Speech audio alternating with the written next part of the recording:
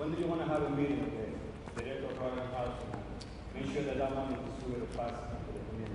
Yeah, so we've tasked somebody in our office to really stay in touch with that, because I am very concerned about the pace of those dollars going out and the ability of the Royal Housing actually to get those dollars out. So we'll be meeting ongoing every week and having updates. I haven't had one this week. I would expect I'd have one before the end of the week. But yes, it's a great opportunity to get money out to the people who need it for their rent and their utilities. He said, I am concerned about that. So we're going to make sure that we're bringing all the parties together to make sure that we're hitting those key dates, which is at the end of September and the end of December on that distribution of dollars. Oh, my favorite topic. Come on up. I thought you might be ready. Yes. Well, no, go ahead. I'm going to hold that down. My thought. Wanted me to ask your question first, and then I'll get to my question. No, go ahead. First question is, are you going to release the survey results of the Joint Commission on Accreditation of your organizations? And I'm just going to jump ahead to the second question, and then give you a chance to answer. But any of us who watched the Senate oversight last night saw a spectacle you don't see too often, where you have one group of doctors attacking the other group of doctors.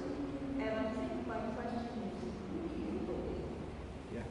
So the first answer is yes. We're just checking with the Joint Commission to give us the okay to release, and I think that we have that. So I would expect that the report will get released within the next 24 hours. That's what I would expect. I would say within the next 24 hours, and as soon as we confirm with the Joint Commission that it's a report we can provide. But I want to also tell you, when you read this report, this is a preliminary report, and it's an update on facilities. I don't think it's going to be a surprise. And you're going to see in the report that these were similar recommendations were made back in 2017. So and I can tell you that I've already had meetings because we've been given a 23-day time frame for a corrective strategy on some of these issues, that clock started on Friday, and when the report was given Friday afternoon. And as a meeting this morning with both the Secretary and Rick Suarez, we feel as though we'll meet that timeline. So I just want to caution everybody as they read the report. This is preliminary. It could change. It's not a final report. It's a preliminary report, and we'll be releasing that, as far as I know, before the end of the day. Second part of the question had to do with the spectacle of doctors attacking, I guess, the integrity and the honesty of other doctors. So you have two who've been under attack for much of this controversy, Dr. Stone and Daly, turning around and saying we had the doctors who were previously there, some of whom have already left, signed up to protest, for manipulating data to try to keep the patients that were well, as Dr. Stone put it, medical patients equal value, psychiatric patients equal no value because the state couldn't collect money on them. Who do you believe in that exchange between the doctors? Well, it's disturbing that there's such a disagreement amongst professionals, and our job is to really zero down in terms of determining who we're going to believe. I would expect that there's a certain amount of information that's going to be coming out shortly, as I've said, and committed that we would have some sort of a plan of action before the General Assembly convened. Stop the session, the end of this session. So I would expect that a number of those questions that you're asking are going to be in that action plan, and I can tell you that it's a daily activity. So yes, it is disturbing to have different stories being told by professionals, and we're going to zero down on our best of our ability to make a determination on who actually we can believe. But there's certainly an uncertainty on who to believe. right? So we're keeping that effort going, and I would expect that an action plan, and I've had meetings yesterday about the maintenance issues that have been that need to be addressed to keep the accreditation alive, which is important. You need accreditation, otherwise you're not going to get the federal dollars in terms of the Medicaid dollars. So I'm shooting to have something before the end of next week, and hopefully at our press conference next Tuesday. Governor, let's talk about economic development for just a minute. The train station, the soccer stadium, groundbreaking is imminent on that. The state and federal government will invest millions of dollars into neighborhoods. But the issue is, if you will, gentrification. If in fact these projects are successful, they will already push out folks who have been able to survive skyrocketing rents. If they're failures, then we'll have wasted millions of dollars to create additional blight in that community. Who is economic development really for? The people who live there, or the people who would move in as a result of this? And when we were at an event, we asked Mayor Kremian what his plans were for that community. And he claimed something was forthcoming. Have you heard anything? And what's to be done about state-sponsored gentrification in Kentucky and Rhode Island? Well, it's an ongoing effort to create a strong economy in the state. So, and then a strong economy helps every family in the state. So we're going to invest in the Blackstone Valley, and Pawtucket, in my opinion, shouldn't have lost the Poor Sox. And we're going to keep on investing in that community in a way that creates an economy that the families can benefit from. So that's the overall goal, and there's no one silver bullet, and we understand that. So we're going to keep on working to help the Pawtucket in particular there, but statewide too. Is a statewide economy that's being developed there. But a quick follow-up. The jobs predominantly from that development, in terms of people in the community, will be low-wage service jobs. And that in no way will compensate for the exploding rents that will be attractive, if you will, to folks moving down the Washington. It's already happening, and we've got people with no place to go. Well, it's for the people who are watching, it is a multi-purpose type of housing, commercial rental, commercial retail, and along with the soccer program. So again, there's no one silver bullet, but that is a good project that's going to help that area of the state, and it's going to help the state of Rhode Island, in my opinion. Hey, Governor. A question related to the Cranston businesses that were raided by police last week. As you know, one of the buildings is owned by the administrator of the DMV. Allegations of prostitution, human trafficking. Your office, Press Secretary, came out with a strong statement. What are your direct thoughts about this? And what have you asked the Rhode Island State Police to do?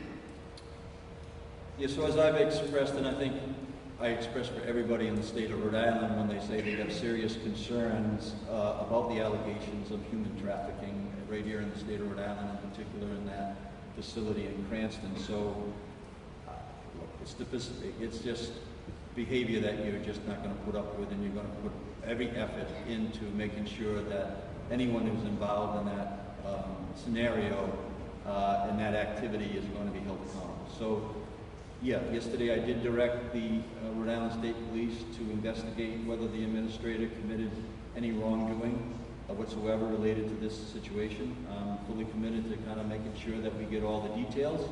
And when we do, we'll take a position, for next steps.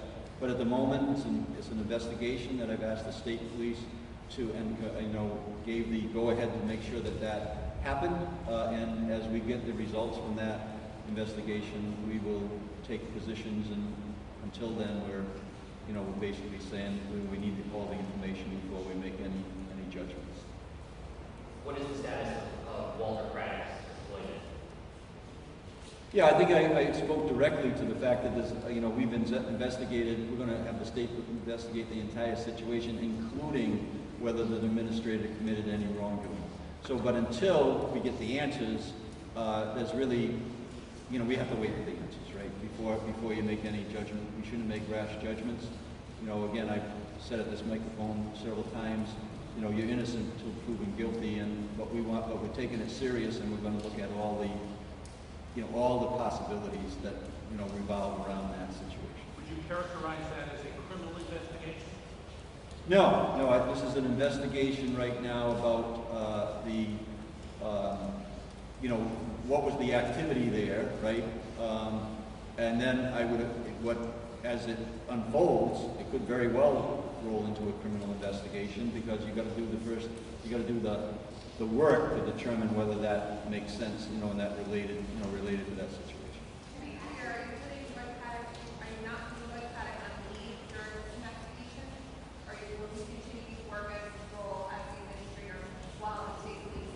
At the moment, he will continue to work, and we'll get the results as quickly as we can, because it's a high priority when something like this happens in your state to address it as quickly as you can. So I wouldn't expect that it's going to take very long to come to those conclusions about whether there's a change or not. Governor, I'm Kenny Cousins of the office of reopening. We believe that the legislature, the House Finance Committee's budget did not extend the deadline to use 2014 bond money to use rate of bus up. Are you still going through with the bus up, and is it now going to be expedited to rapidly spend that bond money before the deadline? So my understanding is that it wasn't extended, but we plan to borrow the money, you know, to bond out the money before the expiration date, which I believe is sometime in October or November.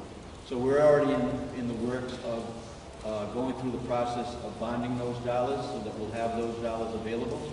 We're going to continue to put together a plan, but as I mentioned here before, if we don't, that's a statewide bond. Okay, so those dollars could be spent anywhere in the state.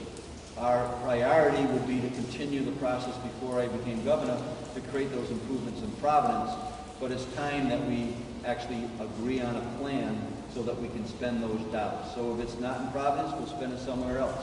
But right now, we're committed to do it in Providence, and we'll be putting forward a plan, and we're expecting that would get endorsed by the city, and then we'll put those millions of dollars that should have been actually working on behalf of the transit in Providence area, in the surrounding areas, a long ago. But that's the idea.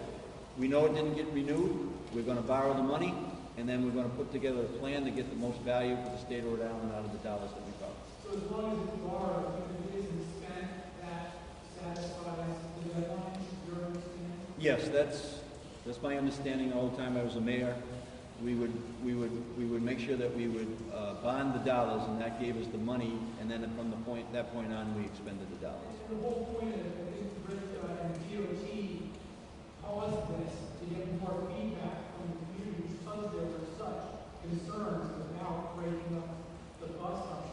Are you concerned about this is going to force a kind of rush through and expedited move to do this if the community doesn't want it? No, as I mentioned before publicly, you're not going to get 100% buy-in on this plan, and you actually have to determine what the best course of action is.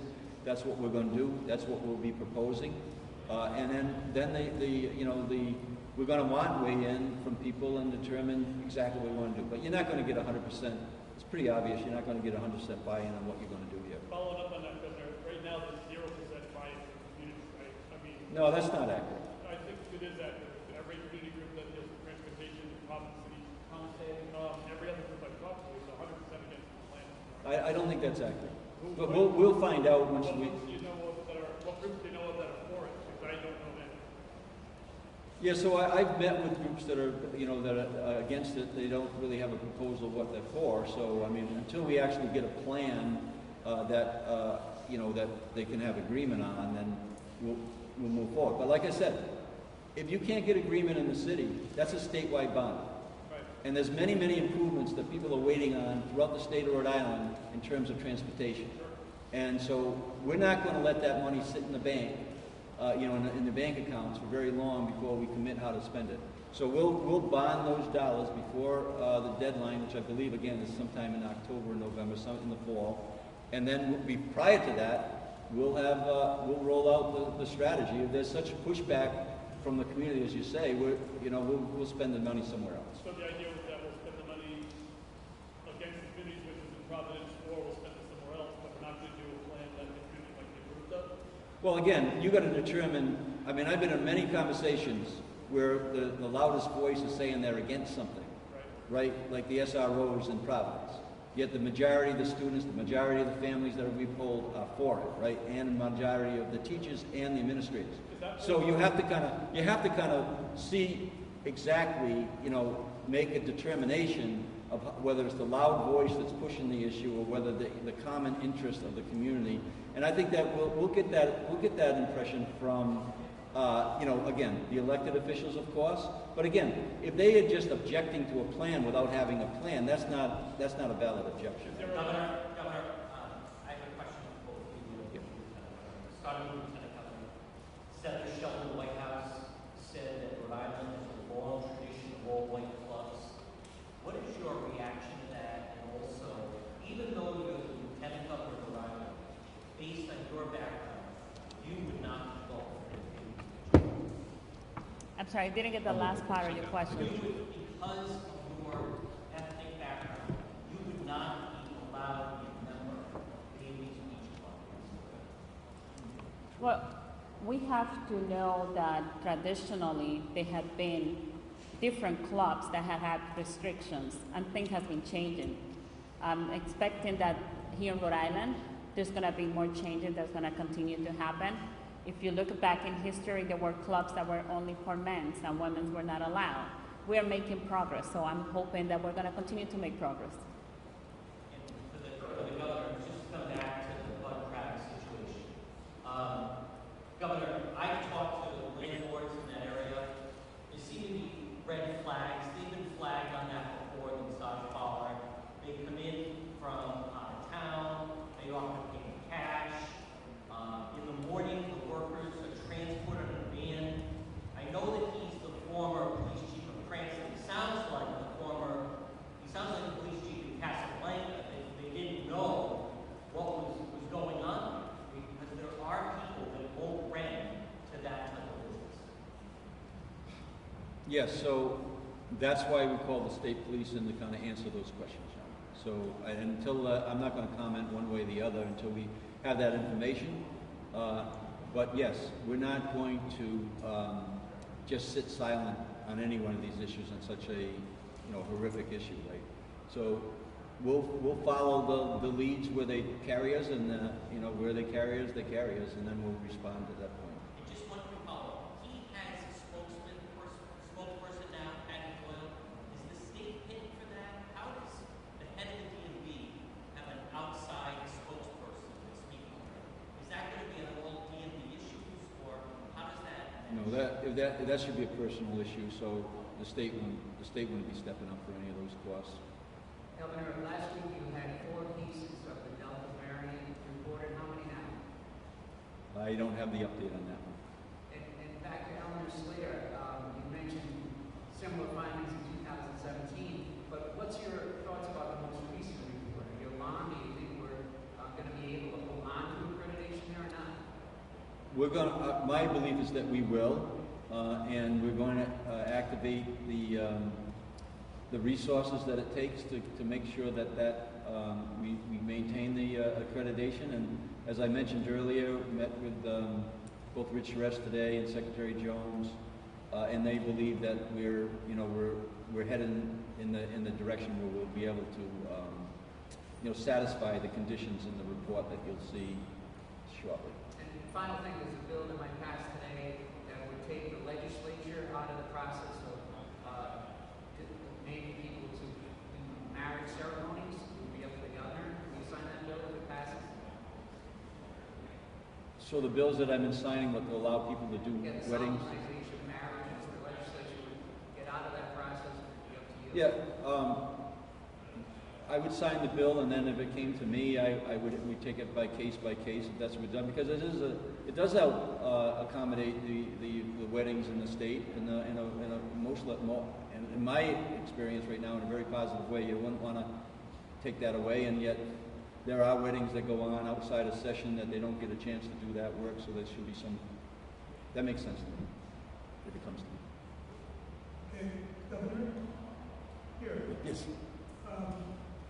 Beyond the problems at Elmer Slater, my sources continue to tell me that there are bigger problems with the Medicaid office, particularly around accountable entities and a lack of transparency around data for cost trends. That the ability for the best performing accountable entities to receive shared savings is being diminished by high-price hospital-based accountable entities. And I was wondering whether you have any plans to really look at how Medicaid is spending its dollars through managed care organizations in accountable entities as a longer-term problem that should be wrestled with. So this next 100 days is really to dig in on many of the departments that I haven't had the ability to do. Our staff has been doing that. So, share that information with us. We'd be happy to respond. I just don't know the particulars that you're referring to.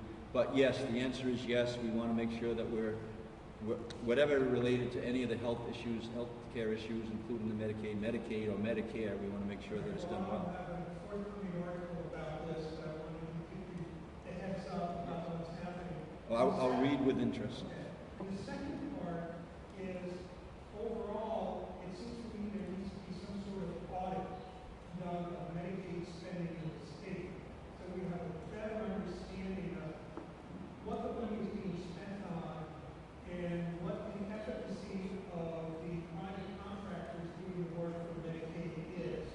And there's been some resistance, I think, by the General Assembly to do that, but clearly that would be under your purview to make such a recommendation and to make it happen. Is that something you're willing to do? Yeah, I think that, again, shedding a light on any of the issues that we manage makes the most, makes sense to me. So, those are important issues to be talking about. All right, Bill? Governor, the tragedy over the weekend, it seems like, maybe for the Lieutenant Governor as well, at least some element may be a lack of translated signage when it comes to warnings. Is this something that's now on your radar screen? Obviously, translations were an issue at the beginning of COVID in certain neighborhoods as well.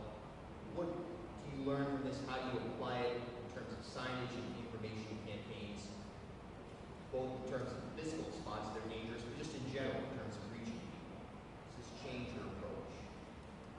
Well, first, I echo what the Lieutenant Governor said earlier in terms of, our extended sympathies to the families that have lost loved ones.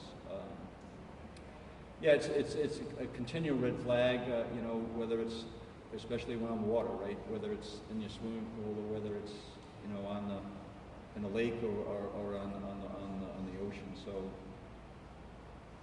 just continuous education and letting people know makes sense. And I would imagine that's what the reaction is going to be and the response going to be anytime you have something like this happen. And are you in favor of driver's licenses for undocumented immigrants? So the answer is yes, which I've answered many times. I think it's an economic issue. I think the issue is the immigration issue is a DC issue. Let me give you an example. So I had an individual family. The son's at Roger Williams, paying tuition, paying rent, and the dad had a CDL license. When he received it, was perfectly legal, and yet DC's made some changes, and now they can't renew the CDL license. They're paying taxes, they're raising a family, and yet how's that individual going to actually put his kid through college? So the answer is yes. I would certainly preempt that by saying that what comes in front of me, it has to make sense. But in terms of like the overall concept, my answer is yes right now. What, That's one question. just one moment. You say yes, but we call it illegal alien driver license. Do you know what Cachete rescinded the driver license? Because it was the reason why they rescinded the license. It's not that nobody's going to get driver license, but you don't want to issue an executive order. You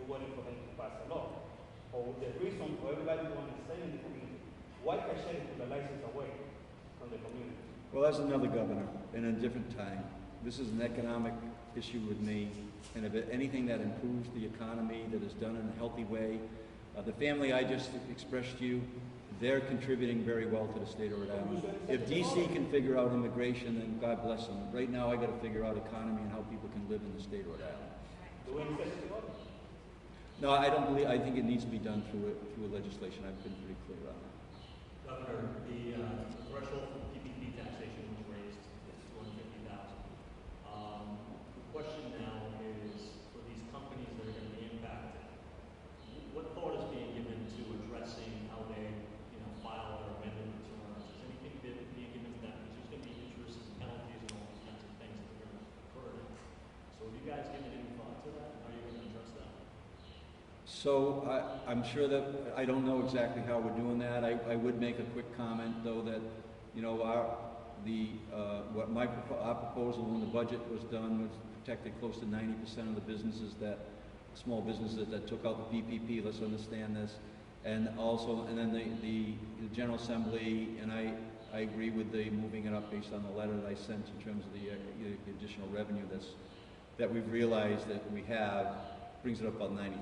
So there's about 7% of the businesses who, who've made, I want to make this clear, they would have to make a profit of over $250,000 before they would pay any Rhode Island taxes, and all those companies were exempted from the federal taxes. So yes, I don't, on the circumstances, I would think that there wouldn't be late payment penalties, and because of the budget that was passed after potentially a tax return was filed, and that would be my recommendation. But I'll double check and see what's happening on that right now. So has there been any conversation about that? I mean, have you talked to anyone about that? I know the Rhode Island Business Coalition is, they're interested in seeing some kind of support. Yeah. So my understanding is that there was very few 2020 tax returns that were filed. And that the next time around, because in order to have a forgiven loan, right, you needed to file for the forgiveness. So we have on record how many companies actually filed for the forgiveness in 2020. It's a very small number. So the number that is impacted right now in this past tax return is relatively small. I'm sure that we can deal with that. It's going to be a larger number in the 2021. Yeah, I think companies had questioned, if they took more than one loan and that went over to 250. Can you just kind of clarify that? You know what I mean? If they took one loan and it was less, but then if they took two, it would equate to over 250. Just a clarification for them because they're not understanding that. Yeah, my understanding is the total.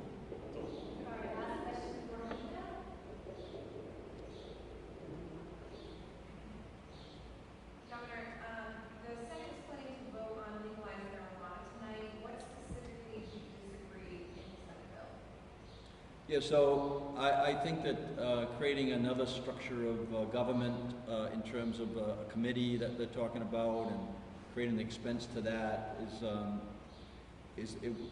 I'm not in favor of adding additional costs to the government.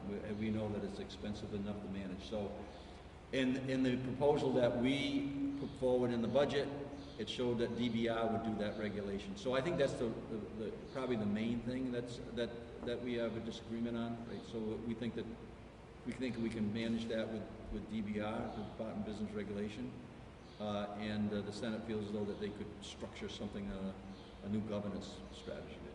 Connecticut just legalized recreational marijuana, and I'm assuming is there a compromise as far as marijuana is concerned? Yeah, I mean, I can tell you this is not like one of my highest priorities, especially with some of the questions that I answered earlier. But so I don't have a problem having them, and I asked to answer this last week. We're not in a race with Connecticut or Massachusetts on this issue. I think we need to get it right. They come back and reconvene in the fall. We'll continue. Our office continually is weighing in with both the House and Senate right now on this issue, and we're going to continue to do that to see whether make sure we get it right for the people in the state. Thank you. Governor, do you have job numbers yet for your back to work legislation for the 40 period that closes on Sunday? We can give you an Yeah, we do, and I off the top of my head, I'm not sure what they are, but we're approaching, over. Yeah, we do have those numbers. Yep.